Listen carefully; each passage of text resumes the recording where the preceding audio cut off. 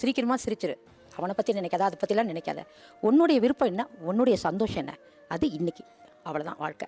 கவலைப்படாதீங்க, நல்லா இருப்போம் நல்லா இருப்போம், எல்லாரும் நல்லா இருப்போம். எனக்கு என்னன்னா, எனக்கு ஒரு சான்ஸ் கொடுத்தா நான் எல்லாத்தையும் சரி பண்ணிடுவேன் அப்படின்ற எனக்கு அந்த நம்பிக்கை எனக்கு இப்பவும் இருக்கு. நான் அது என்னை கம்ப்ளீட்டாக நான் இழந்துட்டேன். எனக்கு மேபி அவங்க என்கிட்ட பேசினா இல்லை சரி பண்ணலாம் ஃபோர்ஸ் பண்ணுறேன்னு எனக்கே தெரியுது சார்.